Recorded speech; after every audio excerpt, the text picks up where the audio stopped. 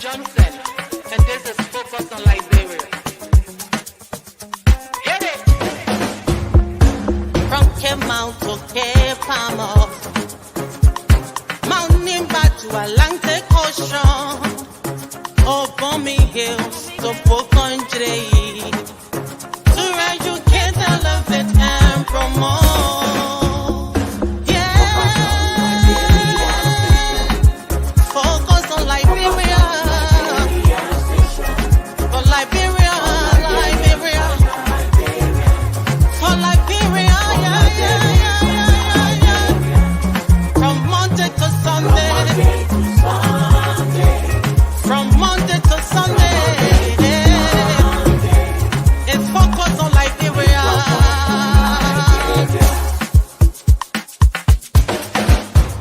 Talk about home affairs, in diaspora, current affairs, reliable information, history, talking about culture, politics, education, entertainment, business, sports, advertisement, articulation.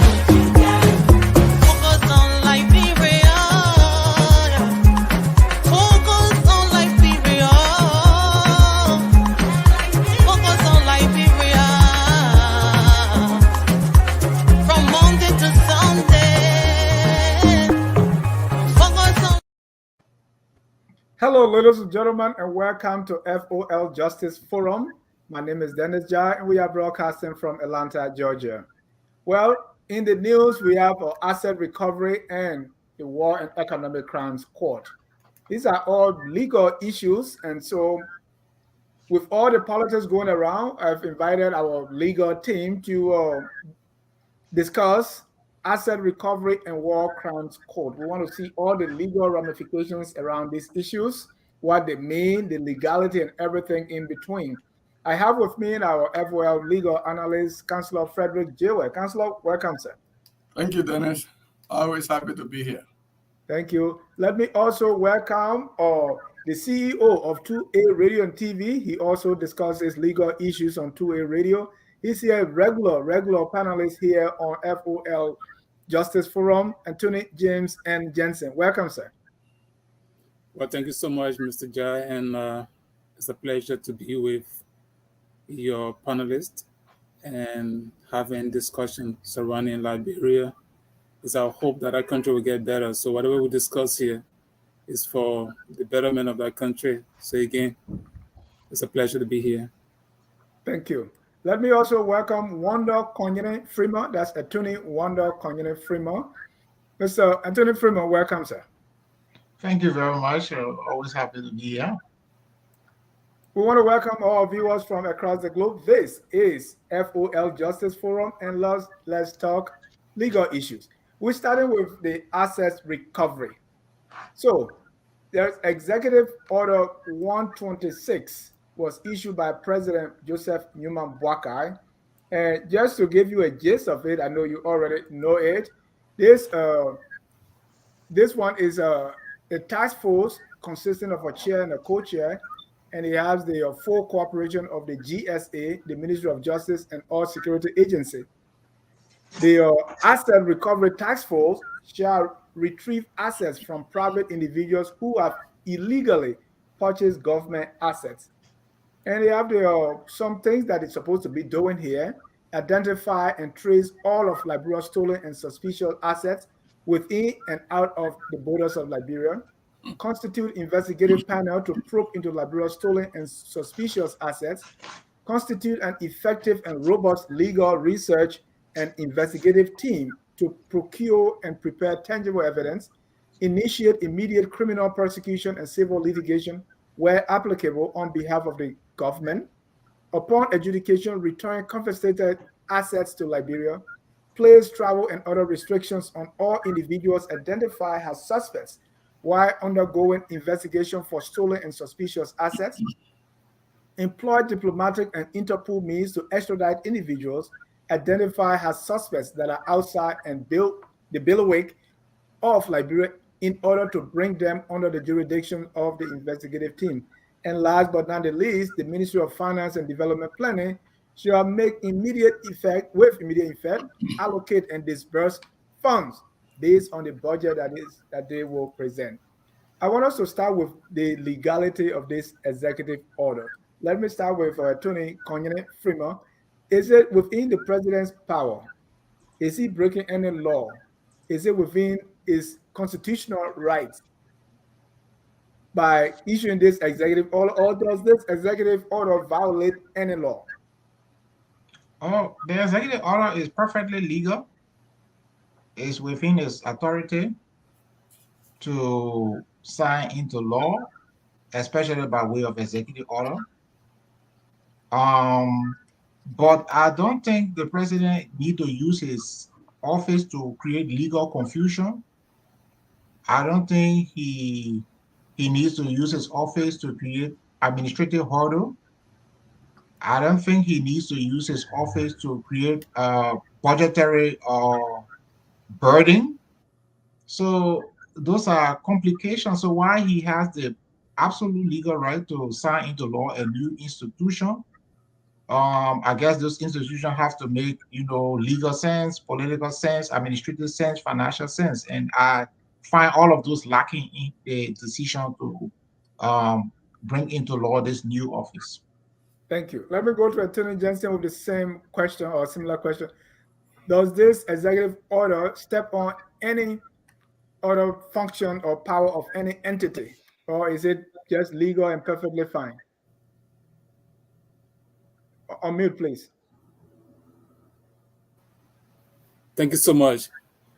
I think the president is not very thoughtful as to how to begin this assets recovery program for Liberia. Asset recovery is a very serious issue. It has a very serious legal implication.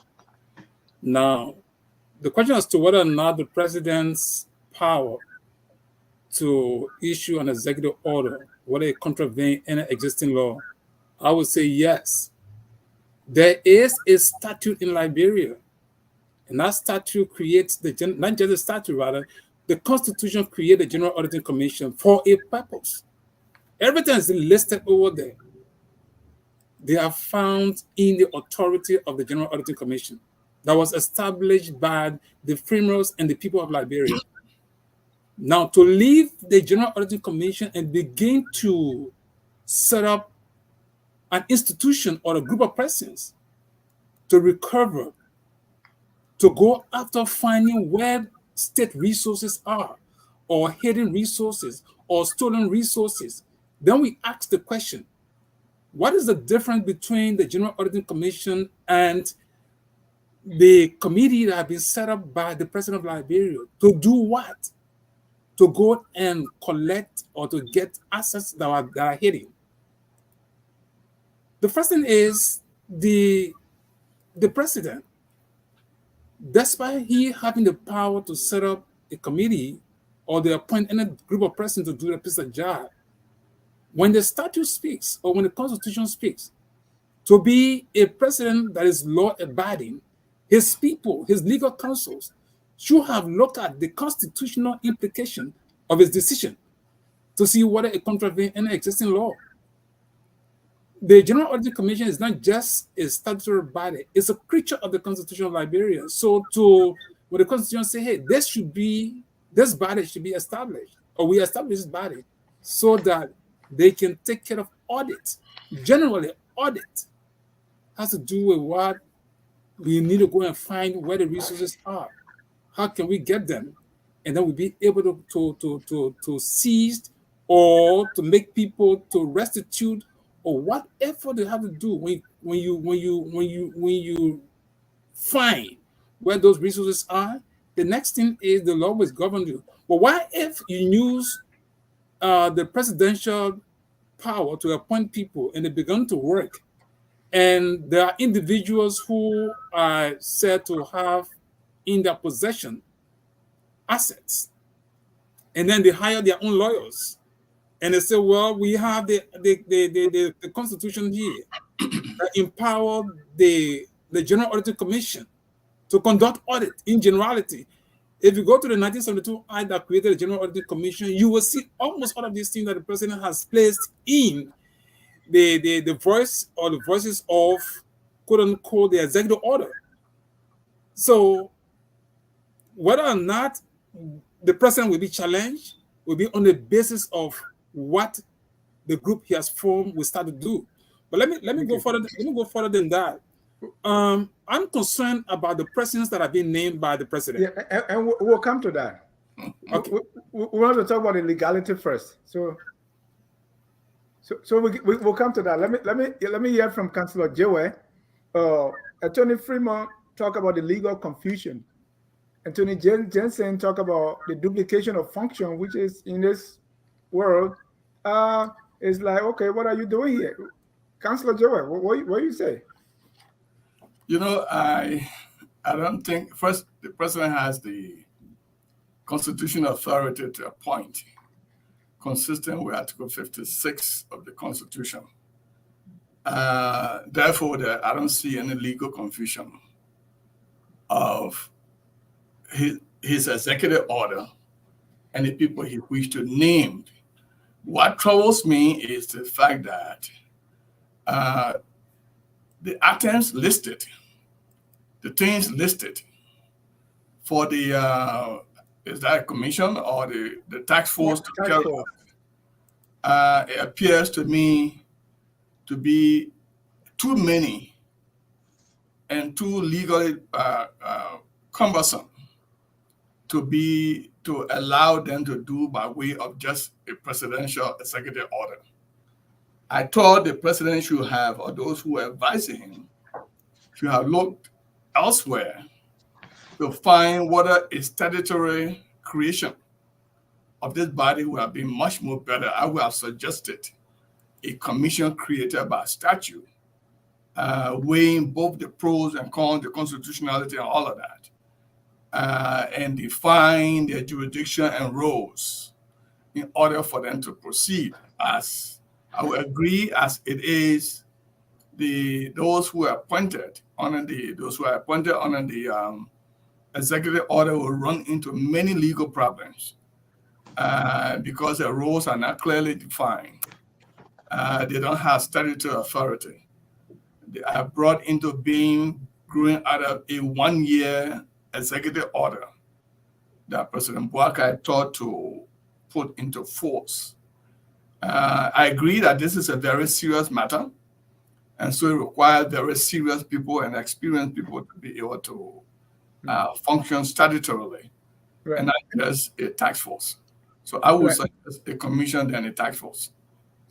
And what will be the difference? So asset recovery in itself, if you went further, you went outside of Liberia, you went into Nigeria, you look at the EFCC, the act that created the Economic Financial Crime Commission of Nigeria, you will see there are layout provisions in order to recover the assets and things that the president intends to recover. But the statute creating the EFCC gave them a lot of power in that they can investigate, they can prevent crime, and they can file lawsuit before the High Court in Nigeria, the Nigerian High Court, Federal High Court, or any of the state court. So an appeal from there may not operate as an interlocutory ruling from there may not prevent the Federal High Court from proceeding further. In other words, the statute, the essence of asset recovery is to ensure that all of resources and goods that are stolen by people who are in government, outside government, will be recovered in a speedy manner. And so you have to have a statute to define what the roles are, the units to be created, what responsibility, term of reference will be based upon the statute. So it's way different from just a presidential executive order. All right. I know you disagree with both Attorney Jensen and Attorney Freeman, so I would like Attorney Jensen to come first on your, your response to what Councilor Jayweh said. He said, "Hey, the president is right. The only difference here is you are being a commission instead of a statute. He doesn't violate any, or he doesn't step on any toe by doing this. You are saying the GAC could do this, right? Let me say again. The General Auditing Commission was created by the 1986 Constitution.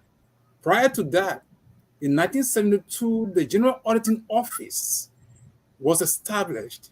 For what? What is the purpose of the General Auditing Commission? The Commission is an autonomous agency that has the responsibility to audit all accounts of government existing agencies or institutions. That is the general scope of the General Auditing Commission, to audit all accounts of government institutions, individuals that work for the government of Liberia. Let us assume that it's a phone or the stole government assets or stole resources. The General Auditing Commission has the constitutional responsibility to do just that, to audit them. Now, if the president will come out to set up a task force under an executive order, Jayweh is partly saying the president has, any executive order that's created in Liberia has a lifespan of 1 year. I think all lawyers should know that, right? So if you know that, like Jayweh himself has just rightly said, so asset recovery is not a child's play. It's a very serious issue. Let's say, for example, John Brown stole government resources and carried to Switzerland. Those are two jurisdictional issues. You need seasoned lawyers to be talking about those things. To build a case, it's not going to take anybody just 1 day, 2 day, 1 month, 2 month issue. Now, to even talk about the caliber of people that have been appointed, it is unfortunate. The first thing is you must have had a permanent name, and maybe because my former boss, I'm going to mention his name here, right? Let's say, for example, if you have someone like John Molu, the former Auditor General, maybe he doesn't want to go to Liberia. I don't know his stance. I don't know what his position would be. To say, look, I want you to head the General Auditing Commission for the sole purpose of relooking at government resources and see how we can recover. And the German will say, you know what, I've been in that position before. I don't want to go back there or what have you, right? So we say, look, sometimes you pursue people and tell them, look, I need you to do so job at this time.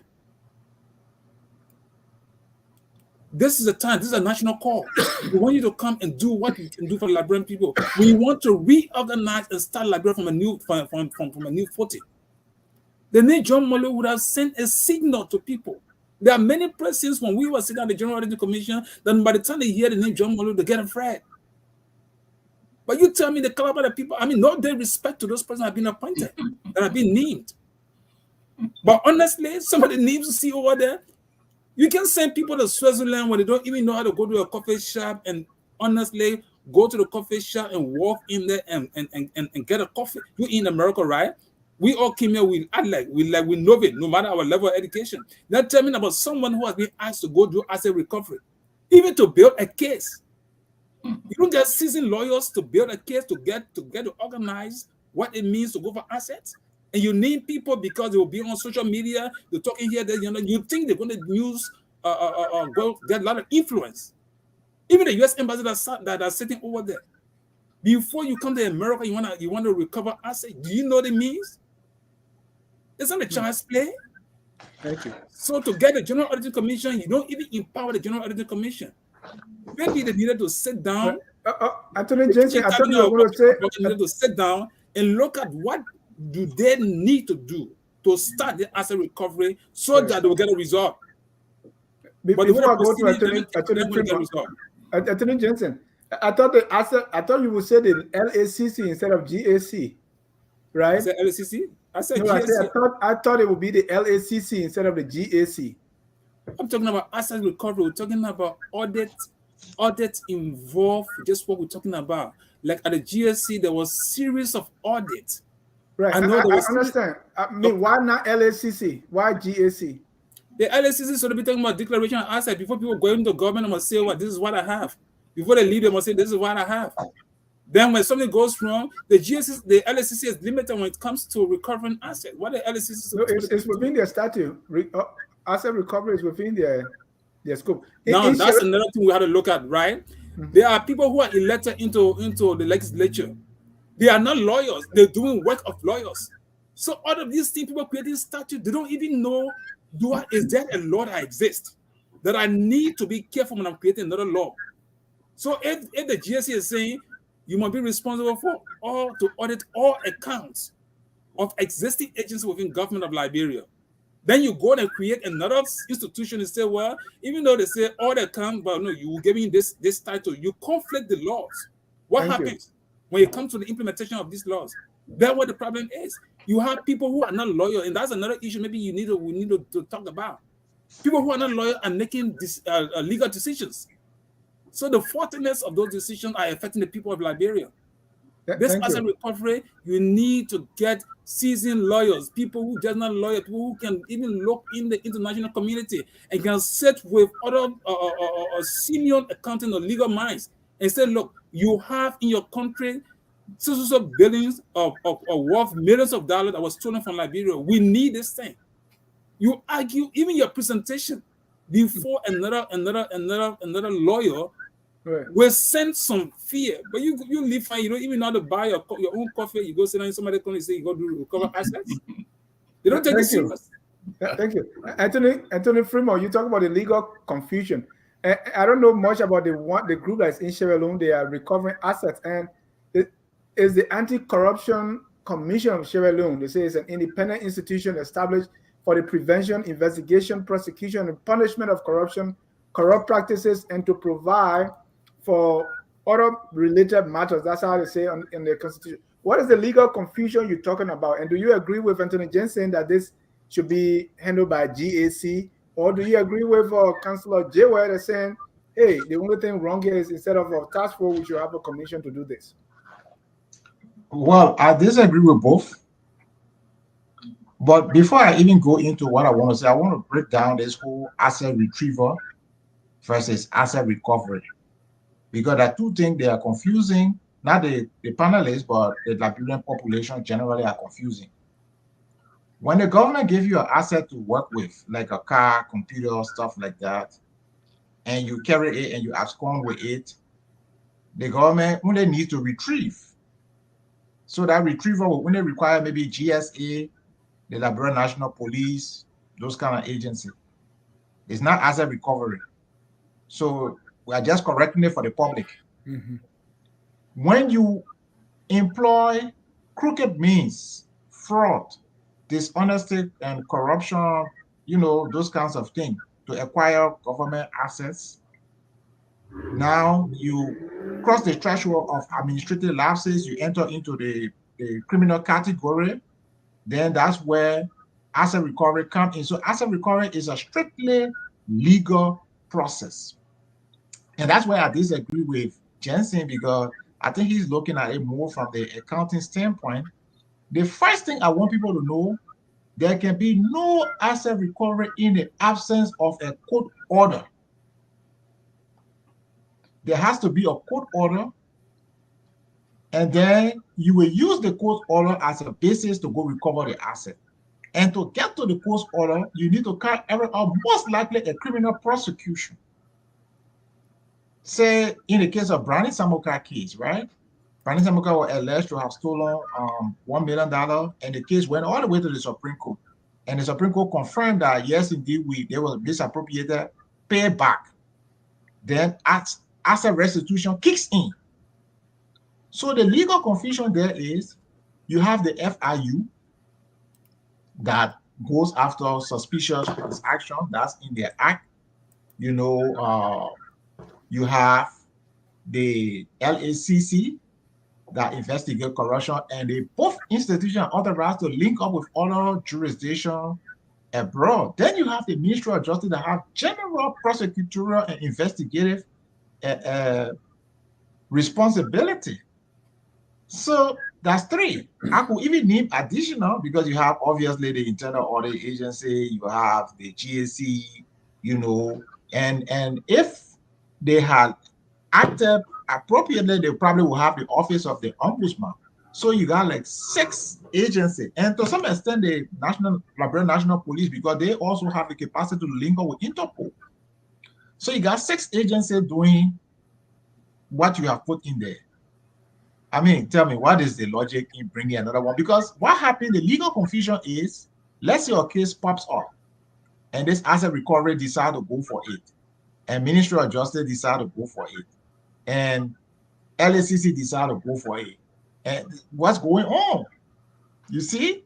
So, in my thinking, the first thing first is audit.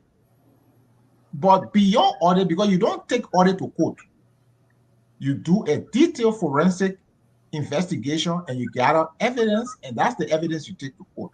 So an audit report doesn't really go to court. It just gives you correction. Why you say audit cannot go to court? Why you say that?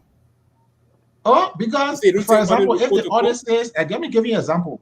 If the audit says you mismanaged 100,000. It's not an audit report per se, but maybe the checks that you wrote to fraudulent people, to fraudulent businesses, those will be the pieces of instrument that will be tendered into evidence as an evidence of your mismanagement. Yeah, not necessarily. If seeking audit report of court, that's. But that's why I'm explaining to you now. The audit report will establish what you did wrong, but the actual physical items that you use to perpetrate your wrong, that's the things that will go to court and be tendered into court as evidence. So, the point that I want the audience to know is that when you're tracking the steps to recover asset recovery is probably step number 6 or 7, because you have to maybe audit, investigate, charge, prosecute, freeze asset, convict, affirm the conviction. Then there is a restitution order or there is a forfeiture order. It is that order that you could take either locally to pursue the asset, or you could take that order internationally to pursue the asset. So to leave all of those preliminary steps and jump straight to asset recovery, and the other ironic thing, and I always speak about public policy, you have a president who has concealed his assets, who set up a asset recovery committee to go after concealed asset. Don't you see an irony there? So I will leave it at that point. All right, but before you go, are you familiar with the Sierra Leonean or asset recovery? Because I was reading and they say non-conviction-based asset recovery. So the ACC recovered 10 billion leones in 2023. So when you say to retrieve, you have to prosecute, convict, and do all that. What is meant by the non-conviction-based? Let me tell you how it works. Mm-hmm. Let's say Mr. Minister is accused of maybe wrongly withdrawing $5 million, and his house is raided. His house is raided, and he absconds, and the police go there and meet the $5 million there. What do they do with the $5 million? Maybe they just start using it for police operation, right? Security operation. No, wrong. You have to go to court and get a declaration from the court that this money represents the proceeds of crime, and declare that this money is an illegal money. Then the court will give you a confiscation or a seizure order. It is that seizure order that authorizes you, So let me give you another example. There was a Nigerian guy who came to Liberia with money plastered on his 500,000. And the Liberian government seized that money because he didn't declare it contrary to law. Under Liberian law, there should be a 25% deduction, and you give his money back. The Liberian people decided that criminal act, so they just decided to spend the money on security operation. And eventually, this case landed in the ECOWAS court. And in 2012, the court ruled against the Liberian government that they are only entitled to 25% and nothing more. So they will pay the guy plus 20,000 in legal fees. Go to the ECOWAS court and judgment. So there is non-conviction based, but whatever base, whether convention base, non-convention base, it still requires a court order. There is no such thing as seizure of asset without a court order. No. Thank you. Thank you. Councillor Jayweh. So it's interesting, all of the examples that Attorney Freeman gave, they are all wrong. You know, there's a difference between fruit of the crime and assets recovery. The example he gave of somebody having $500,000 in his house that grows out of a criminal matter, that's not asset recovery. It's a purported fruit of the crime. It's money found growing out of some prosecution are going on. The other example of the Nigerian man coming with $500,000 tie all plaster all on his body, that's not even a good example of asset recovery. That's not asset recovery at all. It's a fruit of the crime presentation, not asset recovery. Now, I will repeat. If Liberians were to just look across the border, if you look at the act that created the EFCC, the Economic Financial Crime Commission, you will find and read the act in detail. You'll find that there is a clear jurisdiction given to the EFCC to investigate, identify, take control of, and file a complaint before the Federal High Court in Abuja to ensure that the assets that the government is wishing to recover, and this grows out of a statute, that's where my contention is from. It's so much a serious matter that you cannot use a presidential 1-year executive order to seek to recover. In fact, if you read the executive order, you will see that those appointed are given also prosecutorial power, both in and outside Liberia, to recover assets. And the impression that there must be a court order in order to recover the assets, that's not true. The commission can conduct an investigation.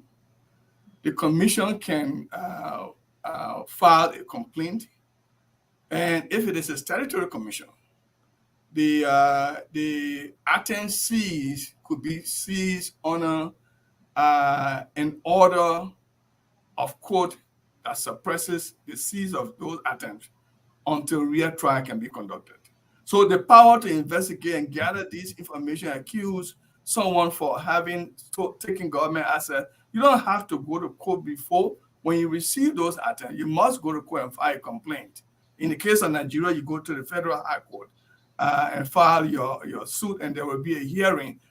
In there, you will file a motion to ensure that those items seized remain part and parcel of the sheriff office. You turn them over. Hold on, Councillor Jayweh, I didn't understand that. No. You He has buttressed what I said. He has definitely said that there has to be a court process. And that's what I'm saying. There is no such thing as asset recovery without a court order. Whether you go by way of criminal prosecution and then subsequently to civil litigation, or whether you go by a non-conviction based asset recovery, that you just can't take anybody's asset without a court order. That is very clear. And you just said it. That's not what I said. The impression you create by saying what you said is that even the commission that is supposed to conduct the assets recovery cannot seize property that they consider to be part of the assets and proceed to court and file a motion to ensure that actors under the investigative team or the unit of investigation are considered part of the assets of the country. It will be left with the court to sustain that motion. Right. But if the court doesn't sustain that motion, can you take it? No. Court does Right, not. but exactly that's what Attorney Freeman is saying, right? No. You can hold it, but before you take it, Attorney Freeman is presenting a picture that even if you had a statutorily created commission, that commission must first go to court, get a court order, before you can go after the asset. That's not true. No, that's not what he said. That's what he said. That's not true. You're giving the impression that, hey, the Asset Recovery Commission, when it investigate a designated property that I consider to be part of a fruit of the asset recovery claim that money was illegally used, unless you get a court order, the Asset Recovery Commission will have to always go to court. That is his impression. Will always have to go to court. No, let me provide a correction. The only way you go to court, when you go to court, you are going to court to ensure that prosecution is conducted. And that items seized, I'm seeing doing the investigation aspect of it. Items can be seized, but you go to court as a lawyer to file a motion to ensure that those items that were seized, if they are part of the recovery process, the court sustain that motion, they remain as part of the evidence to prosecute the case. Let me make a quick correction. If they are not let me make a quick retort. If they are not sustained by the court, then they are returned. Right. Let me make a quick retort. At the point of charging the criminal offense, let's say somebody committed corruption. At the point that you are charging, you have the option to file a motion to freeze the assets. That's what normally in the US FBI, other people, that's what they do. When they are charging you, they freeze your asset at the same time. Why are they freezing the asset? Because they know that when the court convicts you and the conviction is affirmed, the next step will be asset recovery. So they want to freeze the asset. So I have never said that you need to seize the asset. You have the under Liberian law, the Provisional Measure for Proceeds of Crime Act 2012 is under Liberian. So we're not talking something like not Liberian law. Check on your computer now. Provisional Measure for Proceeds of Crime is under Liberian law 2012. So this is not something different I'm saying. So you have an option to freeze the asset. But most times, because people are not able to identify the assets, so they carry on the criminal prosecution without identifying the asset and they acquire a conviction. Then the court issue a forfeiture order or a restitution order. Then now they start to pursue.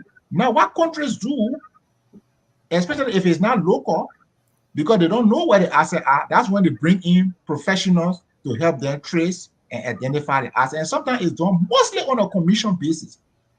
So you have not investigated, you've not prosecuted, you don't have a forfeiture order, you set up a 15-member commission that you're going to pay, provide resources to start working when there is no asset to be recovered. While other countries are doing it on a commission basis. And that's why I want Attorney Jensen to come in here, because I don't think there's much confusion here.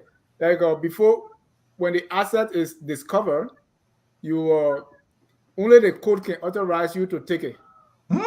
That's the simple way I understand it. But let's talk about the steps. And that is not Attorney Jensen. Yeah, So the steps before you recover the asset, where do we start from? And I get your point that somebody else is supposed to do it, but in this asset recovery, where should we start from? Should we? Honestly, as I said earlier, from all of the conversation I'm hearing here, there are different institutions that have been established by the legislature to deal with financial matters, and I think to have started this journey, the president needed to have had a very serious consultation with these heads of agencies and to see whether they could draft a systematic approach as to how they will start and have a success. Assets recovery is a huge task and it involves a lot of jurisdictions, and it cannot be taken very lightly. In my view, I would have thought that the president would not just sit, and appoint people randomly. He needed to have a very serious consideration of those who he believed would have considered as a declaration or as a collection or retrieving. Firstly, I think there must be an idea of what the government of Liberia needs to do. Asset recovery is just an idea. Like I said, the GSC that fights waste, fraud, and abuse, they have a part to play. Now, if you decided for any reason that you're going to set up an institution, if for any reason that the institution you establish take on the constitutional obligation that is being assigned, the General Auditing Commission, the General Auditing Commission may not challenge that institution being established by government, but the findings could be challenged at the end of the day. So what good would it be if you started and recover asset and an individual who feels very strongly he being wrongfully hurt and decided to challenge you? What result do you get out of that? Besides that, I think there must have been a strategic consideration. What do I mean by that? There need to be a team of lawyers that will build the cases. Let us assume there is an idea that there are certain individuals, let's say in the Ellen government, during Ellen Johnson Sirleaf government, there were individuals who were believed to have siphoned resources, and you want to go after those individuals. You must have first built a case. You must have had the names of individuals. I listened to one of those persons who was appointed on this committee, and they're now on Facebook and talking about these things. And it's like, we will start with the Jayweh government. We will start with the Jayweh government before we go backward. When I read that coming from somebody who has been appointed to serve on this important committee or important task, that is worrisome. Because it's not about being overzealous. It's not about being so, segregative in the sense where you say, well, we will go after Jayweh and everybody out in the CDC government. So we'll start with them. Why it is true that Liberia want accountability and result. But how do you do it? The first thing is that systematic approach. When we start reading about this thing, we know how serious the people are. Get the names of everybody that you think there are possible people who can have in their possession assets that belong to the Liberian government. What will you be basing that on to get those names? The first thing, that's what it is. If you had institution established, you gave them all legal rights. Let us assume that I'm closing my eyes on my earlier argument that the GSC should have played a major role, but the GSC have been stepped aside and using a special task force to do these things. A task force should have been a live result. I will agree in part with Freeman, because a task force should be the final result. Go and collect it. We have done audit. GSC has done an audit, a systematic audit, and have found that A, B, C, D are in possession. The audit report has been submitted to the National Legislature. They have verified the account committee of the General Auditing Commission. They have already agreed. They have done everything, and they found, okay, with the findings of the GSC report, we can go and retrieve those assets. At that time, like Freeman said, yeah, you can go to court. You can go to court and see the necessary rate that will compel or that will empower whoever that's supposed to go and collect assets. At that time, when you form a task force, the task force will only be based on the record that's in their possession, coming from audits.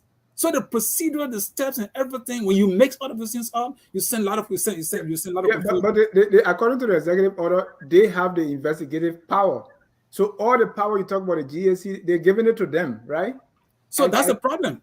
That's the problem that I see, right? The GSC, if you read the GSC mandate that is signed up by the Constitution, they have responsibility to go after all government money and resources.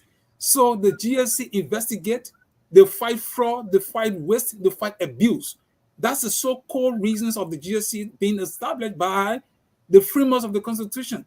If you leaving them or you giving any of their power outside to another body, I think this matter should even be seized by the legislature right now, consolidate a lot of issues before they will even start this whole process of asset restoration. If you don't do that, you can do all your work.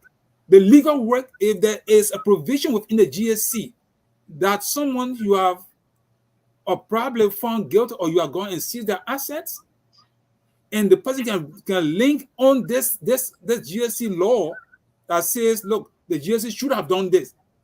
You know, in the lawyer can fight this case and say, well, the law of the land, the Constitution that created this autonomous agency to do this, you left it out and you appointed a committee, an executive order, and the statute or the Constitution, which don't suffice in the code of law. I think you look at the Constitution first.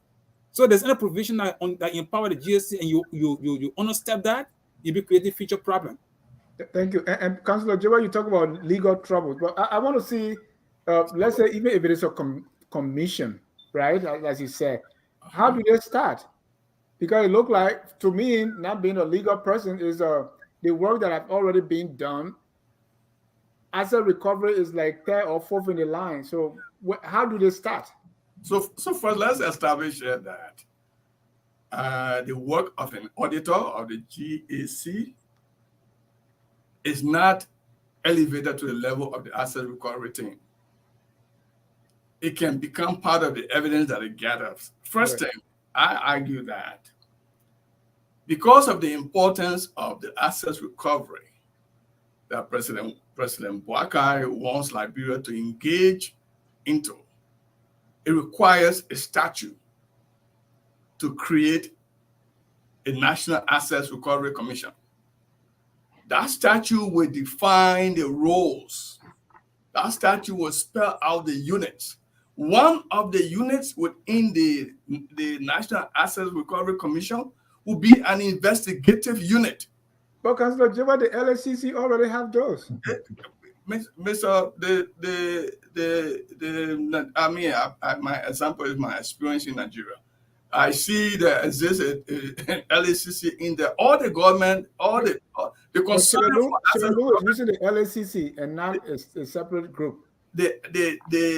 You can, if I were advising the president, I would have merged, I would have amended the LACC Act and created a commission. Asked the president to create a commission.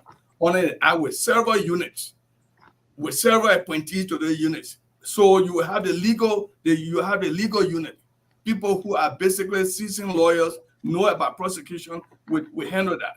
You will have the investigative unit. People who know about investigation will be part of that. You have the assets recovery identification, tracing identification unit. You will see that people who have the experience and expertise to handle that will work from that. It's different from auditing. The General Auditing Commission completes its work and files it to the legislature, and the president and the minister of justice will work together to prosecute. All the president is doing in this instance is giving speedy power to a commission, not the tax for the guy. I would have suggested a commission in that, in order to be able to follow up on the assets recovery and ensure that people who rob the Liberian people of finances, and in fact, there are two forms of recovery. There is a liquid asset and there's the fixed asset that the government is talking about. So that it can be done by executive order. It should be done by all of the units established, so that when the investigation is done, and it is believed that Councillor Jayweh has assets that belong to the government. I'm not talking about giving cars. I'm not talking about that. I'm not talking about computers. I'm talking about things that by fraud were acquired. Then the investigative unit, by their report, the legal unit will pick it up and file a motion. Well, go to the court, not even file a motion, go to the court and ask for a search warrant. Under that search warrant, the items that are in question can be seized. All the other side has to do is to file a motion to suppress evidence. That's all they have to do. And if the court agrees to suppress evidence, if the court does not agree, those things collected under the search warrant will remain part and parcel of the prosecutorial team evidence. And it's way different. No one should tell you here that you need to get a judgment of forfeiture. You know the difference between forfeiture and a judgment? It means the matter has ended. It means that the police people can now go and grab those stuff. No, that's not how. So, Councillor, if I ask you, are you trying to suggest that the asset recovery thing can take a asset from somebody without a court process? Is that your suggestion? If you listen to me right now, it's just a straight question. If they can take asset without a court process? If you just listen to me, you will understand that. I think that an investigative team will go ahead. I said court process. Wait for me. I'm giving you a complete process here. I said the investigative team will go ahead and investigate. Bring their report back to if there was a commission created by statute, to the legal unit. The legal unit will proceed to court and pray for a search warrant. Under a search warrant, the item in question that considered to be asset will be seized. The other side will have the right to go to court and file a motion to suppress the evidence. So if they seize it, does that mean they recover it? I'm not saying that the recovery stage. That's not what I'm saying. Ah, that's the point I'm making. So I'm seizing saying the asset manner in which is a preliminary step. It's not the final step. I'm not Seizing saying asset is Let preliminary. him finish. I have never said final. I just lay out the trial procedure. I just said that there would be if there was a statute that created this commission, this is how it's supposed to work. That the investigation will identify those who claim to have assets. Say President we are 49 houses. If the investigation came back and said, look, those 49 houses we think that we are used money to be able to acquire them, the investigation will turn its report over to a legal unit. The legal unit will go to court. If the atty is searching for, they will go ahead and ask to pray for a search warrant. When the attempts are brought under the jurisdiction of the investigation based upon a search warrant, the other side has one thing to do: go ahead and file a motion to suppress evidence, not to use it. The point I'm making, that's not the conclusion. That is gathering evidence. The point I'm making, Dennis, is that we are talking about asset recovery, right? Recovery as in finally taking it from the person who is in wrongful possession. So just seizing the asset is not the end. You have to take it from them and it no longer become their property, it becomes the property of the Republic of Liberia. I am saying that process, whether you go by route of the criminal prosecution before the civil litigation, or you go by non-conviction based asset, any way you take it, there has to be a court order authorizing you to take possession of that property. You cannot do it without a court order. You're talking about the final thing. I'm not talking about final here. I'm talking about how the evidence is gathered. Can I make a point? So there is no confusion here. I want us to move forward, right? Yeah. So Councillor Jayweh, you talk about the legal troubles. So based on what we have now, I know you want a commission based on statute, but based on what you have now, what are the legal troubles this task force will face? Councillor Jayweh. First thing, there will be time lapse, because we're talking about 1 year here for that executive order. The president can extend it. That's not a proper way to operate with something like the Asset Recovery Commission. You don't go start making executive order one after another to say you're saying the same thing. Because it is what it is. In order to go to court, any of the members to go to court and pray for a rate of a such warrant to be able to bring the quote-unquote assets that they believe has been stolen in the hands of one of a person, that because their role is defined by just an executive order, the legal trouble that they will face is that the court will not even agree, because there is no defined role they have except from what they say in the executive order. That we encourage the court to ensure that a proper rate is issued and these items are brought under they don't even have an investigation unit, be brought to the investigation unit. And the legal process then begin with either an action, maybe an indictment, or a civil forfeiture action could be taken. But as it is, they are just a group of people appointed by the president without any rightful direction, without anyone then knowing what they would do. I only saw that this one is an advocate. I saw this one has. And where is that right direction coming from? Let's say you talk about. But I wanted to speak to the legal trouble. So let me answer to where the right direction comes from. If you have a statute, the statute will define the roles, will set up units or departments, will set up functions. An executive order can do that. No, executive order is too limited. Thank you. Limited to do Attorney, Attorney Freeman, what are the legal troubles? Okay, let's start with foreign jurisdiction.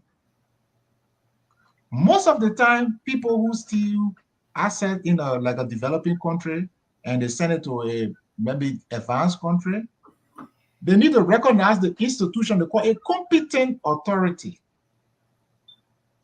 Is the Asset Recovery Committee a competent authority for law and justice in Liberia? The obvious answer is no. Competent authority, you talk about MOJ, LSCC, FIU, the Liberia National Police, and probably to some extent the GSC. Those are competent authorities. So this committee, they will not be recognized if they cross the border of Liberia. That's one problem.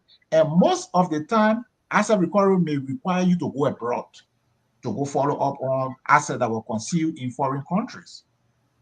The second problem is, how do they get the orders, even preliminary orders or such orders from the court? They have to go to MOJ, or they have to go to LSCC, or they have to go to the Liberia National Police in order to get an order from the court. So if the LSCC believe you usurping the function, they could decide not to cooperate with you. If the MOJ also believe that you are usurping the function, they could decide that they're not cooperating with you. They tell you to go to the court and go get an order yourself. Why would they go to those places? What's the authority of them to go to the court and ask for? The second order gave them prosecutorial power. What are you talking about? I thought you just said they don't have it. No, I didn't say that. Can I strike a point? Limited. Okay. I didn't say that. But those are the issues that I see. Can I strike a point? Yeah, we're talking about the problems or the issues that that this group may face, Anthony Jensen. Yeah. Asset recovery, we all seem to agree one way or the other. But let me say this: asset recovery, there are steps involved. The legal framework, I think we all have spoken about the legal framework, except that we are deploying different means. All right, and I strongly believe that the legal framework for asset recovery could best be, because it involves how do you get evidence, how do you trace those assets. And the best institution that the government, the framers yesterday saw, was to create a General Auditing Commission. There are other reports as we speak that are evidentiary that can be used. You're talking about it. You're working auditing commission, so you so much. No, not only that, I'm looking at the legal framework of this thing. All right, like you're talking something that relates to this. What power the GSC has to prosecute people? The GSC has power. That's why I think you are not understanding how it works. Because the GSC make her report to the legislature. The legislature confirmed those reports. And the Senate, listen to me now, the Senate told the Justice Ministry, the Justice Ministry has the prosecutorial power. The Justice Ministry can even set up a special task force within the ministry. And those persons can proceed with the evidence. Without evidence, you're not going to take anybody to court. How do you get evidence? Need people you set up? I didn't want to go to collect evidence. No, they're not going to do it. They try it, they will not. LSC, and all these groups. But so for me, the president has decided to dodge all of those things. I said it from the onset. It would have been proper that the president would have called the General Auditing Commission, the LSCC, the financial unit, and all those people to discuss and come up with a framework. The legal framework would have said, okay, this is our power as LSCC, this is our power as GSC, this is our power as FIU, and then from there they could come up with a framework, and that framework will empower the president to appoint the caliber of persons that will be responsible for this thing. But as it stands, without using the GSC, if you do all that you can, the legal trouble would be they could challenge the result that will come out at the end of the day. Why would you want to leave out the Justice Ministry to form people to go and see asset recovery when the evidence already exists? When GSC does her work, the legislature approved, like the Freeman was talking about, international recognition. These processes would have given legitimacy to the body, so that if they proceed to court, whether in Liberia or other jurisdictions, they will have the approbation of those institutions that are already abroad, other jurisdictions. So for me, I feel like there's wasted resources. There's just to appease people who are campaigning for Joseph Boakai, and that is not the way to proceed.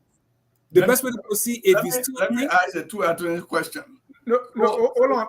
Let me add to that in the group that was appointed, you have representative from the GSA, representative from the Liberia National Police, representative from the Ministry of Justice, all part of it, right? So, Anthony Jensen, would that answer the question that these different groups are part of task No, force? no, it doesn't. Some of these people don't have training as to how to gather evidence, how to set up a real legal framework. There's besides this, maybe the president appointing them now, setting up an executive, using executive power to set up a committee to go and run after this.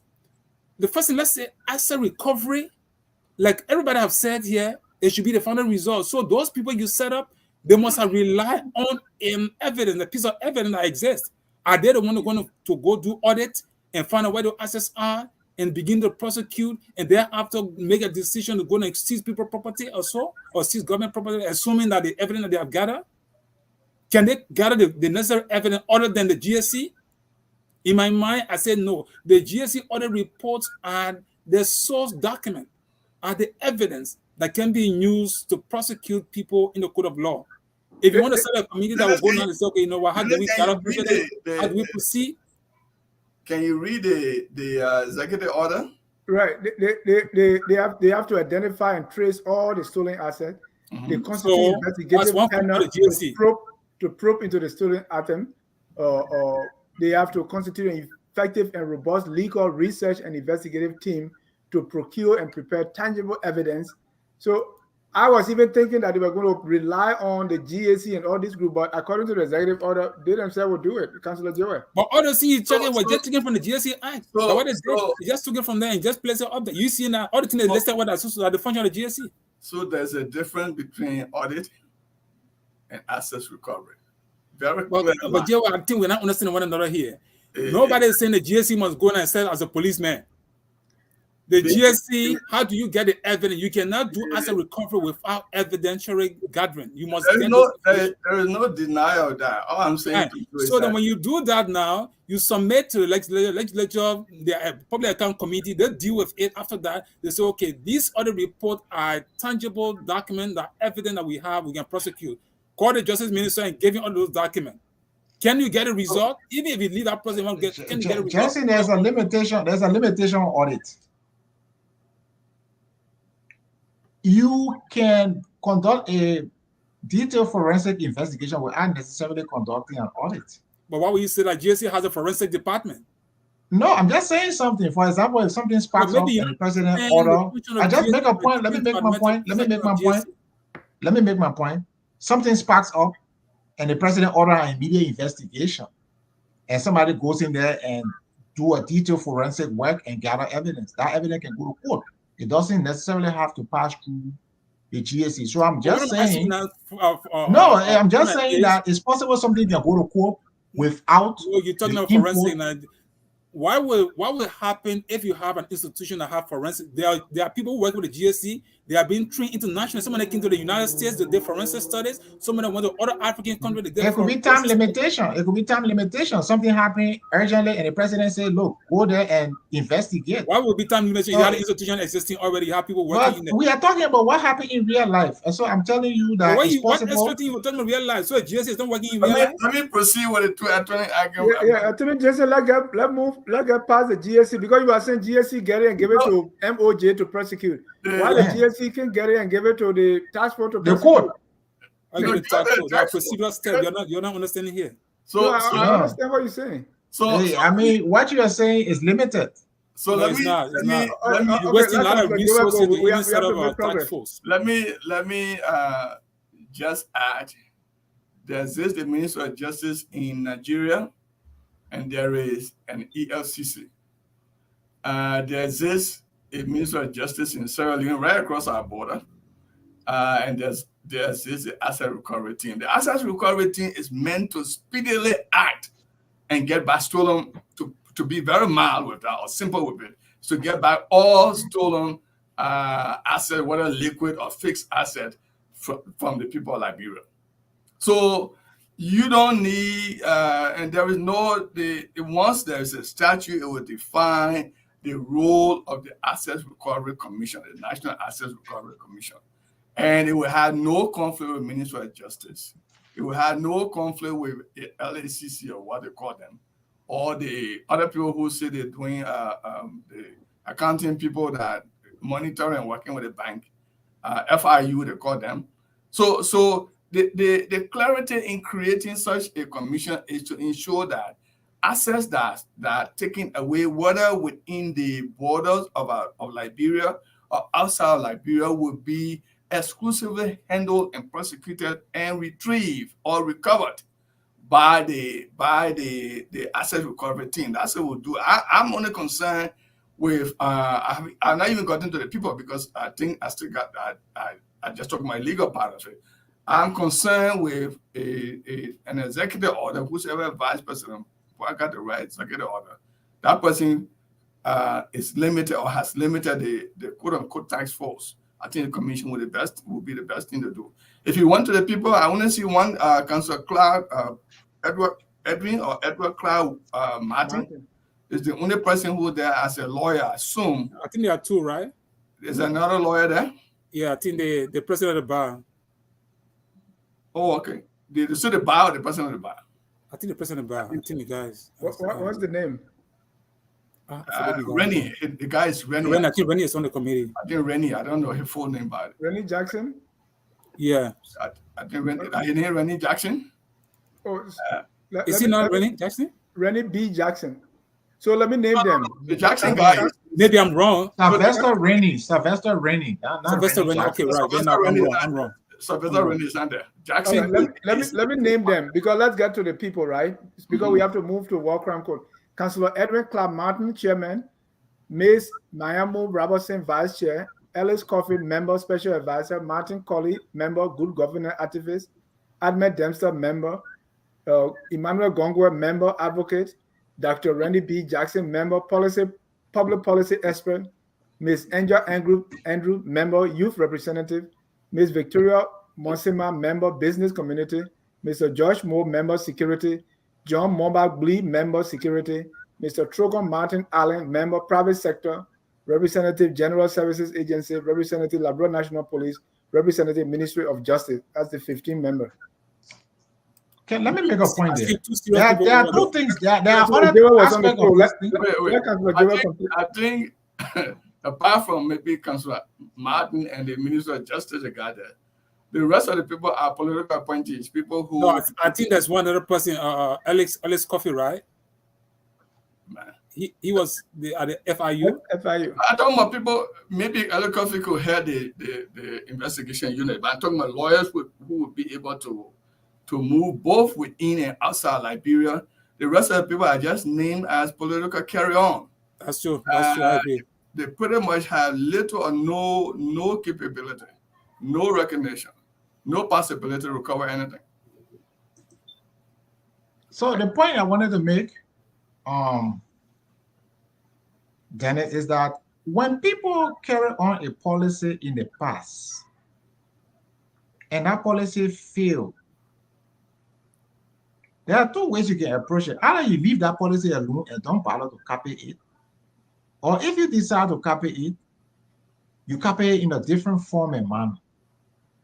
This thing about setting up a 15-member committee, it goes back to 1975 under President William R. Tubman, where he set up the National Task Force for the Eradication of Corruption. And as usual, nothing came out of it. And then George Weah, also under Serena Seaforth's guidance and Arthur Johnson, set up another asset recovery committee. And of course, Serena Seaforth had no interest in recovering assets. He was just trying to shake down people so they could come and see him. So at the end of the day, nothing came out of it. They set up a $2 million budget. They had not recovered any asset, but they wanted $2 million. So when you have... And you can go back to the PRC when... Yeah, so you have policy from dating back from 1975 that were adopted. You can't have, in this day and age, you can have a law and order body located in the office of the president. What are they there for? To take dictation? For him to tell them who to pursue, who not to pursue? So it is what we call a faulty ab initio. From the very beginning, it's faulty. So they're not going to recover any asset. Baka had a string of, political problems. and he's trying to find something that is very popular with the masses. So he just said, oh, but one of the most popular things I can do is to announce that I'm going to recover assets. But even in the senior council there is telling you that it's a false start to even start with a executive order, because even in Liberia, a typical corruption case is going to last 2-3 years. And if you go abroad, it's probably going to last 7-8 years, sometimes 10 years. So that committee, maybe they'll be on their work until the next president comes into power. That's why you deal with a competent authority. MOJ, LSCC, FIU, Liberia National Police, GSC, those kind of institutions, you deal with a competent authority, because it doesn't matter regime can regime go, those institutions will continue to remain. Right. But you can set up a committee. You got Martin Colley there and all kinds of people. Even Councillor Martin. Councillor Martin is just a protege of Serena Seaford. Martin, I mean, he was just a henchman for CDC to go after people. I remember those are the ones who went after Costa for quote-unquote laissez-passer violation, even though those two guys knew very well that under no circumstances any government anywhere in the world will allow them to take an individual on laissez-passer violation. But because we have told them to do it, so they did it. And they went there to Sierra Leone and they failed. But when he came back, we was so happy with him, they made him county attorney. So eventually that's how he went to FIU, and he tried to push his luck, and they brought him down to size. So he's not a credible individual. So the entire committee, you don't fight a corruption with 15 persons, that's a parliament for debating. It's the same thing they did with the LSCC. They carry 7 executives there, and now no investigator, no lawyers. They just got 7 investigators, 7 executives that they are paying. So it's a false start administratively, legally, on public policy ground. It's just not going anywhere. It's just a political honey. The public want something sweet, so Bwaka takes some political honey and he throw it at them for them to be licking it until the next maybe protest can come up. Councillor Zoe is the chair for LSCC is Councillor Zoe.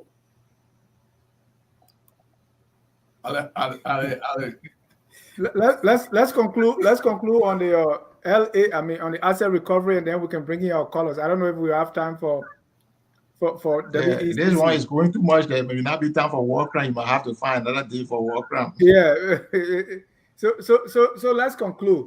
Councillor Atty Jensen. So what do you see going forward on this asset recovery? Well, I have said what I need to say, but let me conclude on that.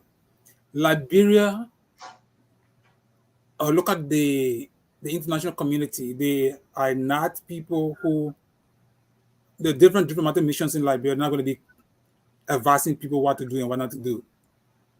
You have legal minds. The president by now should have legal-minded people in his office.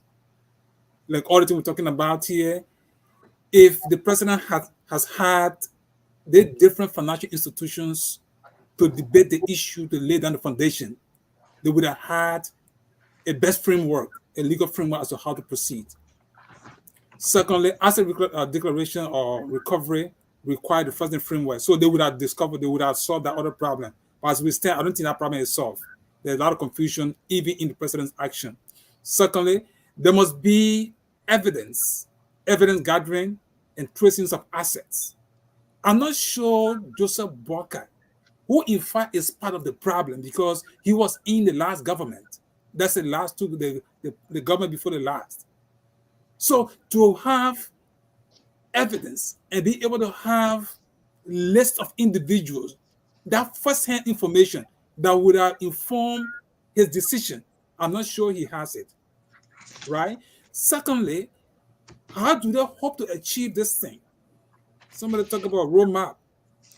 What are you planning? What do you want to achieve? All they're doing, okay, we have asset recovery. We have a team to do asset recovery. No disrespect to all the people that he has named. It is his right to appoint these people constitutionally. But these persons, how informed are they? How prepared are they? So based on that, what do you think will happen to this group? What do you think will happen to asset recovery? Based on I think it's just another waste of time and waste of resources. I'm not Thank too you. sure that they're going to really get what Liberian people yearning for. Liberian people want everybody that took money, even the early Johnson Sirleaf or children and everybody that ever served in government. But some people are thinking that Jayweh will go after now, and that is not. I don't think that's their approach. People are writing on Facebook. We're reading the minds of them already, right? So you can't go and say, "Well, we will start with Jayweh." That's not how you proceed. You say that to me, I just feel that you're not serious, because you must have holistically look at the issues. Who are those possible persons that we think we can have on the list to say we're going to retrieve government resources from them? You have no idea about that. The legal framework is faulty right now as we all speak. All right. So what can you do? Even the name, that should have been the first pronouncement of name. They say, well, we want John Brown is the head of the asset recovery. People want to talk about John Brown, they say you work with John Brown, that's what you're calling his name, right? But I don't care. That's just how far I'm saying here. Jayweh said, we got to call John Brown. I mean, John Brown, yeah, I was about John Brown, but John Brown would have, his name alone would have sent a signal. John Brown is an internationally known person.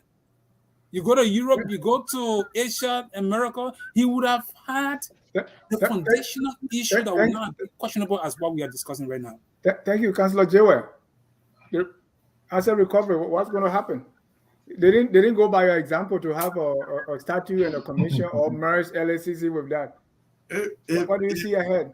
If they do not, if the president does not work with a legal team to ensure that a statute is created with all of the units defined and rules defined in it, the announcement will be the death of the commission of the tax. Just in 2 sentences, when you say a statute, how does that happen? Go through the legislature and do all that? Yes. So the executive can either executive or can work with the legislature from the House or themselves. They can write the law that creates the. I mean, the thing simple. Go look at the EFCC website. They have a very robust and defined stuff on their site about the EFCC and the role of asset recovery. If they don't do that, this will be the end of the tax force they created, and nothing will happen. Nothing. And I wonder when they start taking pay. Maybe as soon as soon as possible. They prepare the payroll already. As of the day they call their names. Is there any budget they present the finance ministry should honor it? Of course. But you didn't read the last portion of the executive order? Yeah. Mandating the finance ministry? Yeah. Wow. So we need to know how much have been. So they are 17. That's about $5 million to start with. Attorney Freeman, what do you see ahead of the? I feel it will end in failure. You going back to 1975 and set up a corruption task force that you put in the office of the president. In 2023, we don't put anti-corrupt agency in the office of the president. The president not going to be telling you what to do and what not to do. I think it will fail on that line. I also think that there are preliminary steps to asset recovery. And the key thing is evidence gathering and court order. And even when they say non-conviction, I want you to understand that that is an exception to the rule. It's not the normal rule. The normal rule is that they will convict you of corruption and they will order a restitution or an asset forfeiture. And then you will be able to pursue a civil process to get the asset. So even the non-conviction PSA is an exception to the rule, but not the normal rule. And the rule is that there can be no taking of asset from anybody, not a single citizen you can take asset from without a court order. I also feel that the president continued to create unnecessary legal confusion, but like, for example, the way he did the tenure thing, he created confusion, he left from tenure, now he's come and set up this body that is not considered a competent authority in international conventions. A lot of international conventions, when they say competent authority, they're not talking about asset recovery committee or asset recovery task force. They're talking about the police, the Ministry of Justice, the LACC, the FIU. Those are what we call competent authority. So a task force, where the task force will go outside of Liberian borders, they can go anywhere. The other thing, the last thing I want to make is that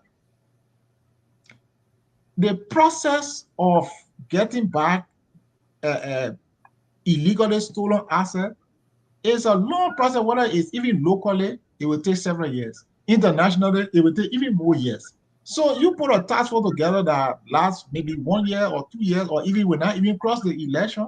That's a failure. So what Baka need to stop playing politics, because some things are legal, they're not political. Asset recovery is a strictly legal process. So you get social media activists and all kinds of people, and you say they're going to recover asset is politics. You need to stop it. Thank you. Let me bring in our callers. We have callers waiting in the wings. First is Stephen Olu Adams. Go ahead, Steve. Yes, good evening, panelists. I tend to We're not hearing him. agree and disagree with some of the panelists. Agree with all of the panelists and disagree with some of the panelists on some of the issues raised with respect to asset recovery and the mechanism that needs to be put in place to facilitate asset recovery externally and internally. It's key here that we divide the asset recovery aspect into our external portion and the internal portion. The external portion is what is going to be. The external portion is going to require a very judicious and forensic tracking of assets that were taken out of the country and placed into foreign countries, banks, and things of that nature.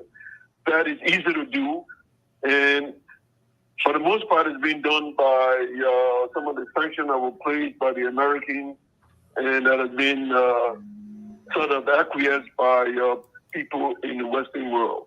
So we know that those monies, up to most recently, I don't know from the past, from the past 12 years, the past 18 years, it is believed that more than $5 billion have been softened from Liberia and placed in a foreign account. Those money can be tracked. I've worked with a computer all my life, and I've done some tracking just rudimentarily myself as I lived in America in exile for the last, 9 to 10 years. Now, the legal parameters and the legal establishing the legal entities that do that, I can't speak to that. What I can say, though, based on my experience, is that you have entities in the country that if you put together the correct team, and not the team that I just put together, because that team that was put together, except for one person on the team, don't have any understanding of how to even track assets when it comes to the various machinations that are used in laundering money in the international community. You need to put people that are qualified and people of merit. Having said that, I will say that we do have all the mechanisms. If you put a team together, you put them on commission, don't pay government money. Say, look, if you identify these assets and these assets recover, you get 5% or the team get 5% and things of that nature. That's how I think it should be done, and that's how it's done here in America and other places in the West. The current approach by the Baka government, I believe, is as disorganized as everything that's been going on. You're taking people willy-nilly and appointing them without merit, without any experience, to these positions, and you expect them to accomplish an objective, a specific objective. I will agree with the person that said that these appointments are doomed to fail. I think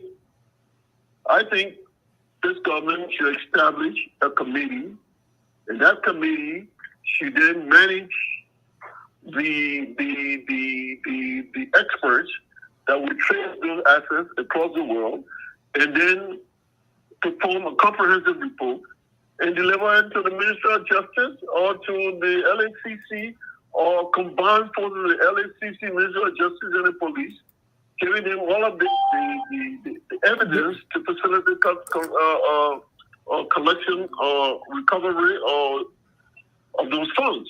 Because once you determine that those funds were taken out of the country illegally, so for example, I don't want to be right to hit on the person, but let me just say Jefferson Koji. We know that in 2016, he had no assets, period. Just for example, in 2023, he had $10 million that were deposited in the bank in Switzerland. We can approach the Swiss bank and say, look, this is what happened. This is the wire transfer that were made through our central bank or these different processes, and we'd like for you to freeze these assets. Those assets will be frozen. When the assets are being frozen, then of course Mr. Koji would be, Mr. Koji whomever, would be approached and he would be investigated. If he cannot determine how he got those assets, then of course the government can go after those assets in that Swiss bank, and the money will be returned. They have in Nigeria to all of the places. Thank you, Steve. Thank you. Yeah, thank you. Let me bring on Mr. Evan Morris. We have a lot of callers here. Go ahead, Elvis. All right, thank you. And thank you to the panelists. My one thing would be, we have 3 branches of government, right, who are supposed to be co-equal.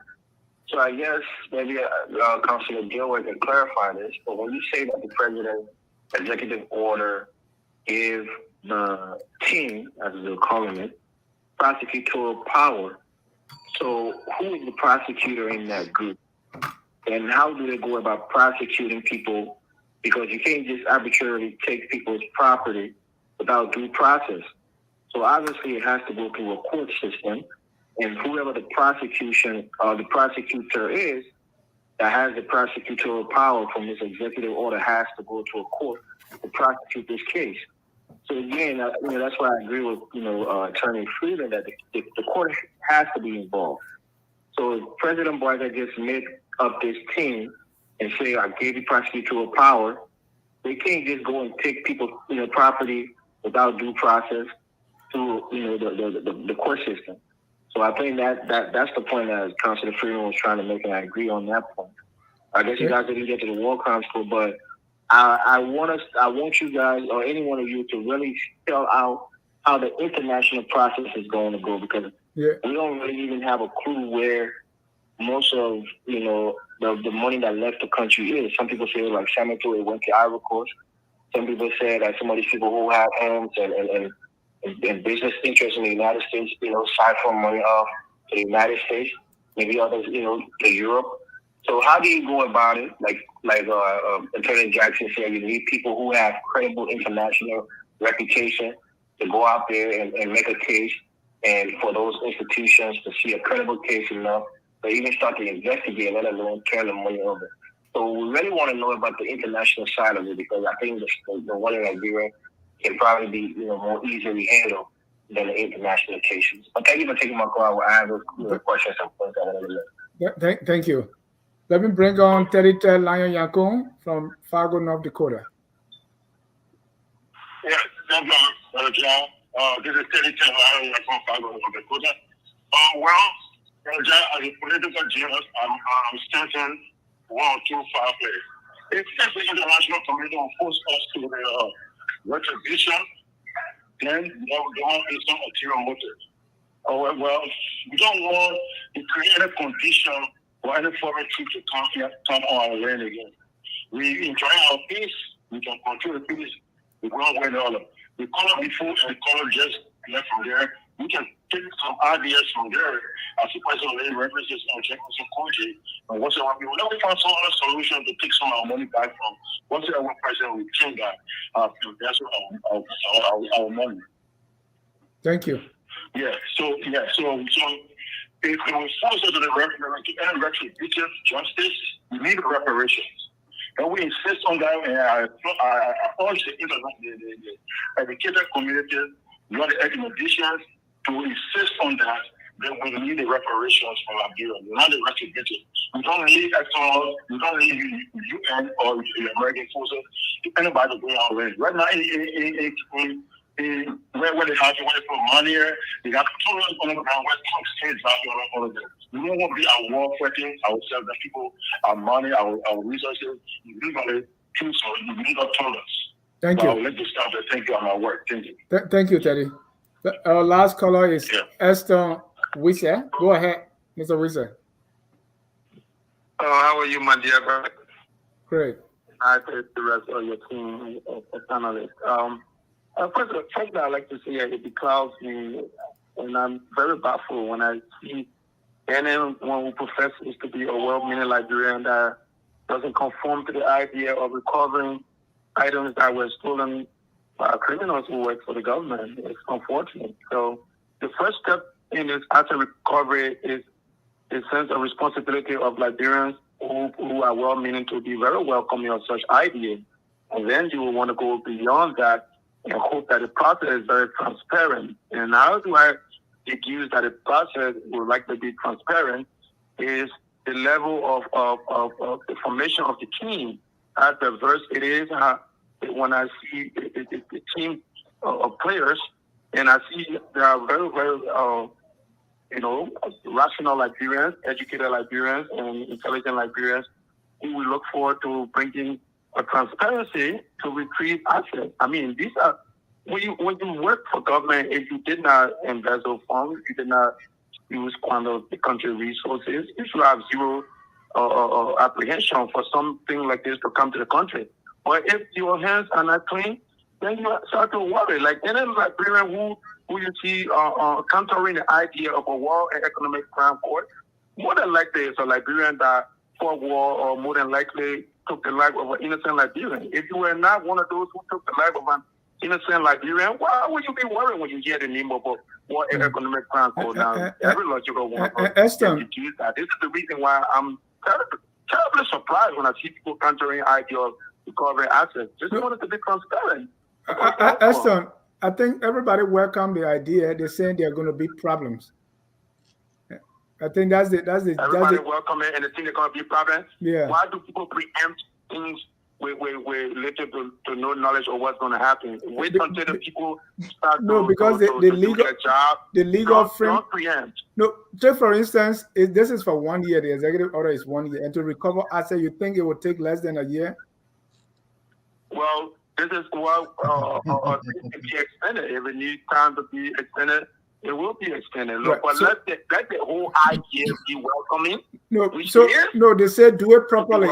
If you, for instance, establish a commission through the national legislature, that commission will have more power. It will have more teeth to bite. That's the idea. I'll tell you what. It's all about our people willingness to cooperate with what is formed. Look, if there's something that previous government did not do, let's say for instance, hypothetically, the very war economic crime code, if they weren't welcoming of it, if this government is welcoming of it, it's a huge plus for this government. Let's be realistic. A lot of Liberians want this to be done. If the government welcomes it and does it, come on, who are we? We should be very receptive. Come on now. Thank you. We want a greater good, and the greater good can only be done, and we try to do away with the culture of impunity. People just come and steal massively from government, erect massive structure for themselves, that they could not amass when they were not in government. And then you all Liberians sit down and wanted to just go scot-free. When will we ever get on the right footing? We're always going to be, let it go, let it go, let it go. All right, my dear brother, it's a pleasure, and I'm looking forward to chopping up with you sometime again. Thank you. All right. I thought that was going to be the last. Darling, what would you see? Darling, go ahead. You're live. Oh, sorry about that, darling. Why I can't unmute you?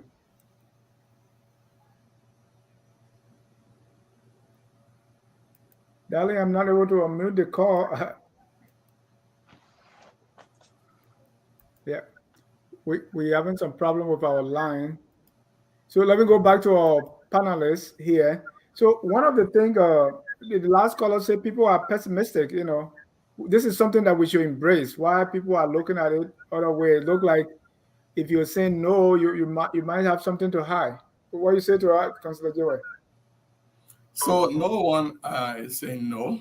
In fact, if you follow my presentation, I said that the president has the legal authority or the constitutional authority to create an executive order, except that what the executive order is asking the members to do should have been by way of a commission, statutorily established with the separate units to be able to prosecute, to be able to carry out this. Now, it is, to me, I don't think everything is lost. If Mr. Walker wants to act properly, he will work with the legislature to have this to be transformed into a commission.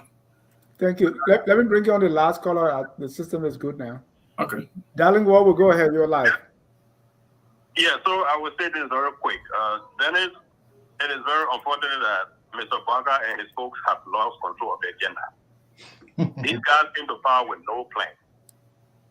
They have nothing to offer the Liberian people. It's been well over, I will agree with, I will want to go with your analysis that Barker has been in power for over 6 weeks. Over 6 weeks, Barker has declared just one executive order. Because the second one we have to do with the asset recovery, I think it's a joke. Because you can't put a bunch of Cllr drivers together to pilot a jet. That is not possible. It's not a serious establishment. Waka, because for the last 6 weeks, they have nothing to offer the Liberian people besides photo ops. They're trying to throw the people some red meat. And they think we are so gullible that they can just see anything to us and we'll buy. It's a complete joke. Why is John Molu? If Waka is really serious about this asset recovery, where is John Molu? Why has Martin Colley got to do with asset recovery? Why should it even be done by executive order? It's just something they are doing that, like, rarely you feed into people to kind of, it's a diversionary tactic because they have nothing to offer the people. The people are hungry. They promise a rescue to come and rescue the people. Where is the rescue mission? They have no ambulances. They have no fire trucks. They have nothing to rescue the people. The people are yelling. The people are crying.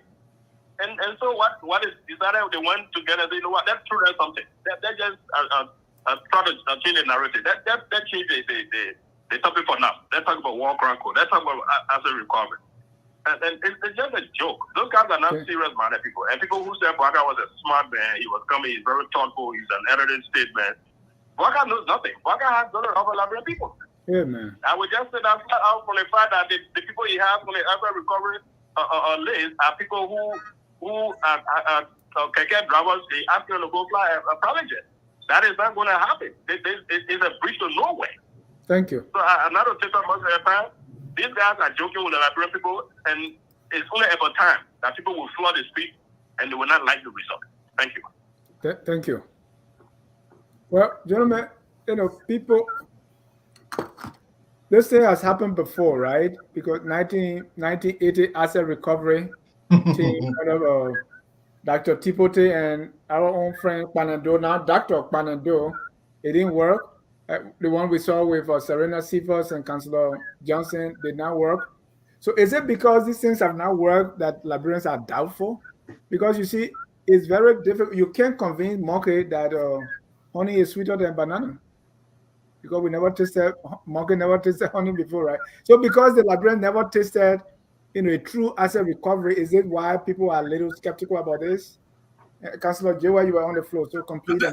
I think Liberians would be not ready to accept what the executive order has done, because one, it is an executive order that, having been told that what is being done in order to ensure that assets be recovered, executive order would not be sufficient time to work on that. Secondly, the number of the caliber of people appointed to the commission are troubling in that they are not people who, except perhaps one or two people on that team, which I still think that even they have a good number of them were George, we had bad boys. It would be difficult for them to even go after a proper asset recovery. The President Waka need to look at it from a statutory point of view and ensure that it's done. The last thing I wish to say is that I heard Mr. Murray saying that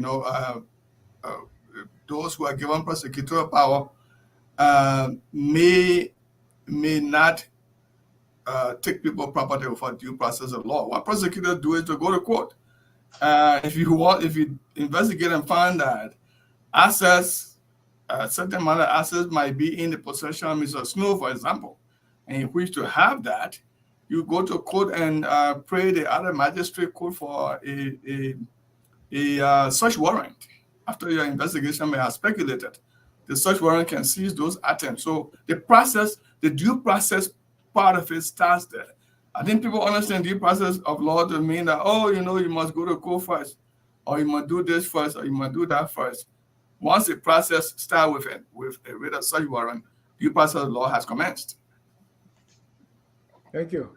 Attorney Jensen, you can Well, I think respond to one of the callers thought that probably we're sitting here and we are either fronting for a political institution, and I think that is just the wrong thing. If there is a process and the media, like you, decided to invite us to be discussing on the matter, I don't think looking at what the laws are and proffering some way forward is a way of saying, because there's two things happening in Liberia now. When you discuss the Jayweh group, they're looking for people to discuss in their favor.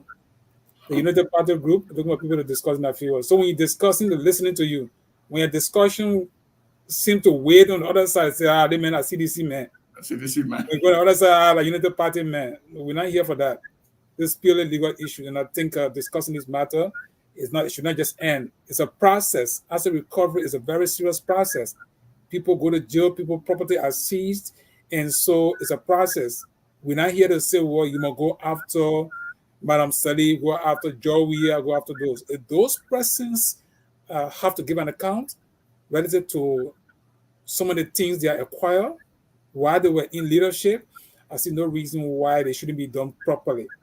Get a legal framework, make sure you have the pieces of evidence, you have ways and means as to how you're going to do the work, and that's what we're calling for here. We're not sitting and say, well, we hate asset recovery. Why should any reasonable person actually hate asset recovery? But while we embrace asset recovery and there is a faulty process, we should speak to it, and I think that's what we're doing here. We don't have interest in somebody saying, oh, there's a faulty discussion because, well, we don't support your idea. This is a process that requires legal framework. We're asking questions. What happened with the GSC? What happened with the LSCC? What happened with all the financial institutions? Why didn't you bring them together so that you have a legal framework to get people working? How are you going to gather your pieces of evidence before you start going after people? Aren't these things important for discussion? Yes, they are. So we're discussing it. Somebody say, oh, who's supposed to be the head for the asset recovery? We don't know. The president has all power to appoint anybody. But if the president appoint anybody, then that person become the mirror, or to put the person on before the mirror and then look through the person. Can this person do the task of the job? If not, if people think that there's other way forward, that person will be discussed and say, well, we think this guy can help. We think he cannot help. He's not the best person. That's what we're doing here. The team that Joseph Boca has appointed, can they actually get oxide and get this asset recovery done? Domestically, can they do the job? These are the issues we're looking at, not just because of our personal feelings or whatever we think. Okay, thank you. Attorney Freeman. Okay, thank you very much. This has been a very interesting conversation. I would like to start my summary by citing Article 20 of the Liberian Constitution. There are two sub-articles under there. A says, no person shall be deprived of life, liberty, security, property, privileges, or any other right except as the outcome of a hearing, judgment consistent with the due process of law. And Article B says the right of appeal from a judgment, decree, whatever ruling, except by the Supreme Court shall be held inviolable. So two things: you can't take away a right, a property, anything that somebody is claiming to be theirs, you can't take it without due process. And two, there has to be appeal. That's what I'm saying. And contrary to what Councillor is saying, that you can do seizure, that's the preliminary step. The final step, asset recovery, is to take away the asset from the person. And that has to be by way of conviction and probably confirmed by the Supreme Court. There may be non-conviction based, but that is an exception to the rule. And even that requires an order from the court. I want Liberia to know the things they say in Parliament Hall and to Atty Center is not something you will take abroad. You said this government official got 10 million in Swiss bank. You could not take that abroad. What you will take abroad is a ruling from the Supreme Court that Mr. A took away $10 million. We don't know where it is. We're looking for it. That ruling restitute that money. That's what you will take to the Swiss bank or the Swiss authorities or the Swiss Ministry of Justice. The same thing if you want the FBI to cooperate with you. You got to have tangible evidence, court ruling most time, and not just court, but it has to be the court with the final jurisdiction because you are leaving Liberia now.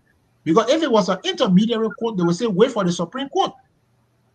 So most of the time when we say court ruling, especially when you're crossing Liberia border, it has to be the Supreme Court ruling. Final ruling. So you can have a preliminary process with asset recovery. Asset recovery is the final step. And most countries will hire foreign lawyers maybe on a win and pay basis. So to now hire people, start paying them when you have not done the preliminary steps, it's just politics. So Liberian people should understand the things you say under the Atty Center, under the Palawa Hall, it's not something you will carry to court. Court is a totally different terrain. It goes by evidence, it goes by rule of law, due process, and the right of appeal. And that will come by an order from the Supreme Court or any court that has final jurisdiction. That's what happened. So for now, the whole Bwaka thing, just how 1975 Thoughtball had his National Task Force for the Eradication of Corruption. You mentioned 1980 Do had his own, and Weakin he had his own. It will end up just in another fiasco because you are supposed to do it correctly. The last thing I want to say, Liberians, sometimes our leaders get certain level of audacity. I can't imagine why Bwaka, who has not declared his asset, concealing his asset, is setting up a committee to go look for asset. It's ironic. When you come to equity, you have to come with clean hands. So Bwaka's step number one is to disclose his asset. Right. Then he cannot say, let's set up a committee to go look for asset. But you didn't even come to equity with LACC. He declared asset to LACC. No, public declaration. That's what we're talking about. Because the asset disclosure thing, they are going to make a public disclosure of it, not so? They are trying to uncover concealed asset. Then that's the point. So when you declare it to the public? So you declare to LSCC, you make it public. So I'm saying come to equity, come to quickly. Equity council is not a law. It's a principle that when you decide to talk about justice, you must demonstrate it. So we are saying start with declaring your asset. Then you can say you're going to look for hidden asset. But you can be hiding your asset and then you say, let's go look for hidden asset. It's contradictory. Thank you. Well, it seems that you're making your closing statement now. So let's go around. That's it. I'm firing like I'm before the judge now. but gentlemen, thank you so much for tonight. If there's anything we should leave here with tonight, what would that be? And please wrap it up in your closing comment. Attorney Jensen. Well, I think we have said enough. This process is welcome. It's time for Liberian to give account of whatever they have acquired over the years, especially so when serving public service. It is obligatory that those persons be asked as to what they have, whether they actually got it, honestly. But the process, we believe the president needs to understand that there must be a legal framework, and that legal framework is what some of us are asking questions. And we think there are financial institutions in Liberia. It seems to be that these financial institutions are overlapping their their functions when it comes to how to acquire or go after those who are believed to have public resources. And so we think that the president needs to relook at his action. He's the only person who can do that, or he could be forced to act properly through the court process. And we think there must be strategic consideration in this asset recovery process so that it can cause unnecessary noise, sometimes cause unnecessary confusion where people feel like they're being, haunted. If you don't do that, the image of the country will also be in the dust. And we do not think that's the way forward. On the issue of evidence and tracing assets, I strongly believe that the General Auditing Commission has a major role to play in those directions. And I think from them, you can get a source document as to how you proceed. Whether you go to court by way of the Justice Ministry, that's one clear way. Lastly, the domestic issues that people discuss, both foreign and domestic assets. I agree with everybody here. There must be jurisdictional issues, and you need competent people that will have to do this job. It's not a joke. It's not a play. Somebody is supposed to say, well, we just those who being appointed by broker, they only want to locate the asset and all those things. I mean, I see those things and I feel like, well, where are we going? Where the nation is going? So I feel strongly you need competent persons. You need people who are trained, forensic auditors, people who are familiar with the international community, who can stand out there and talk to other jurisdictional leaders and present the case and be able to get resolved. Not people who, again, I repeat my elders to me, you can't buy coffee from the coffee shop. You come, you're standing around. Where's the creamer? Where is the sugar? You don't know about it. Then you won't go before other jurisdiction. When you fight, you probably have not even studied. You haven't studied law in Liberia. Have you studied law in the United States? How do you come and go after assets? How?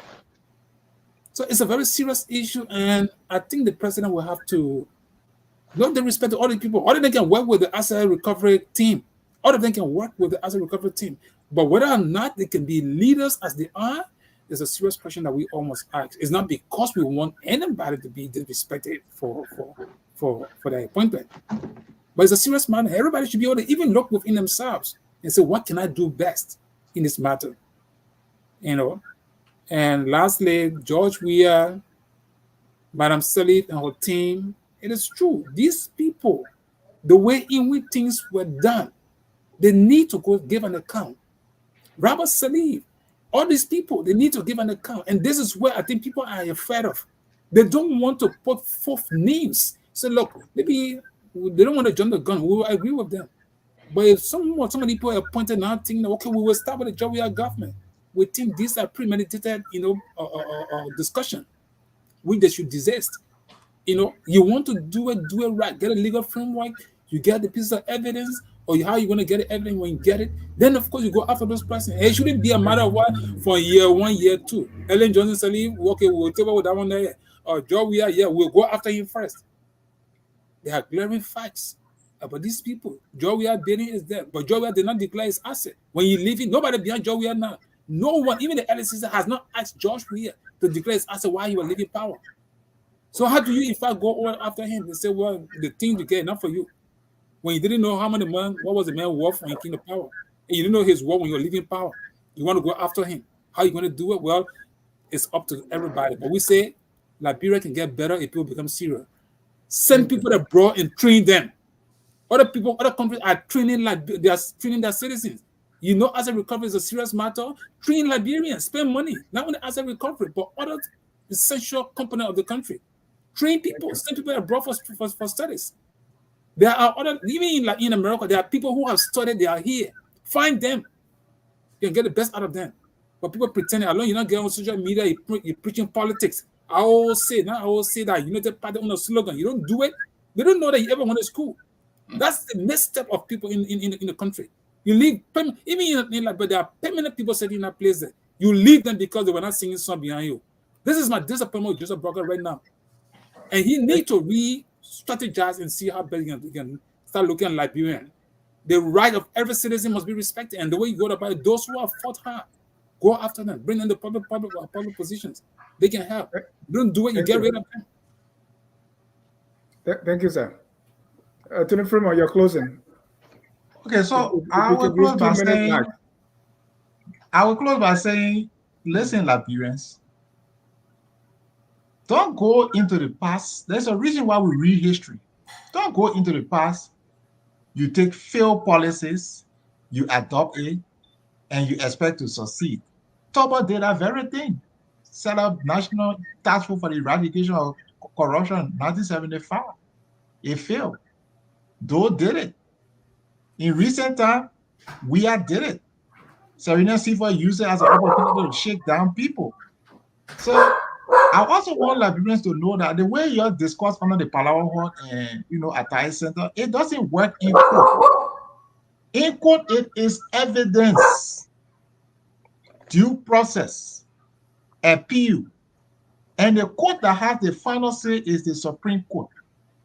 You can't take one single dollar from anybody if the Supreme Court does not pronounce that take it, because it's guaranteed under the Constitution.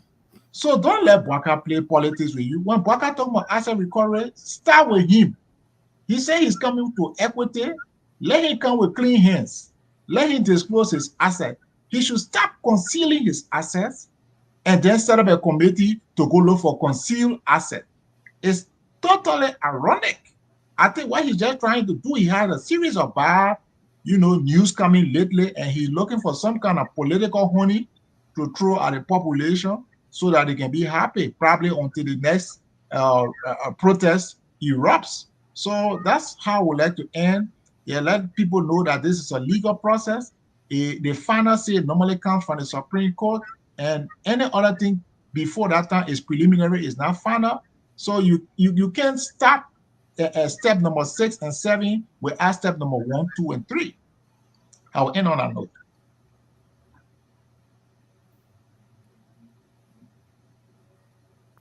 Councillor Jayweh, you got a last word. I will just continue and add that the right of the president to create or write out executive order is a constitutional right. I'm only troubled that the work that is required to be done under the executive order, it just voluminous. It's too much for you to achieve on an executive order.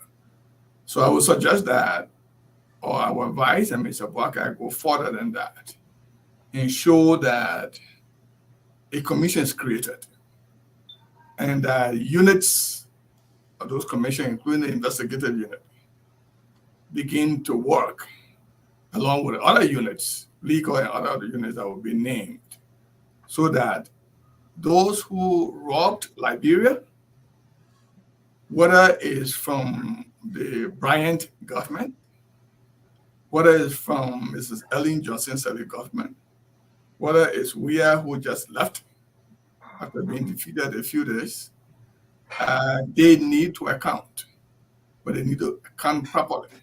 The process needs to be set up.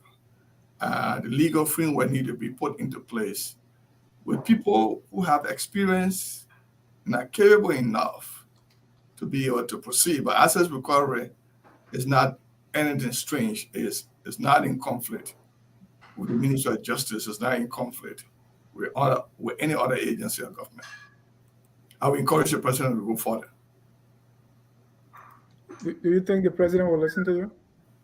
Well, it's left with him. If he wishes to achieve, if he's genuine and wishes to ensure that the amount of theft that went on, economic sabotage that went on from the Bryant regime, the Cllr regime, Bryant regime, Ellen Johnson Sirleaf regime, and the Weah's regime, he would be serious enough to act consistent with law and better than the people he has appointed.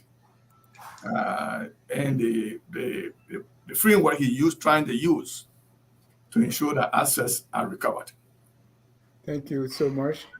On that note, I want to say thank you, gentlemen. Thank you for coming. I want to thank our viewers, those who are watching now and those who will watch later. At this time, we close with our song that says, "We are all Liberians." Have a good night and God bless you. We are Liberians.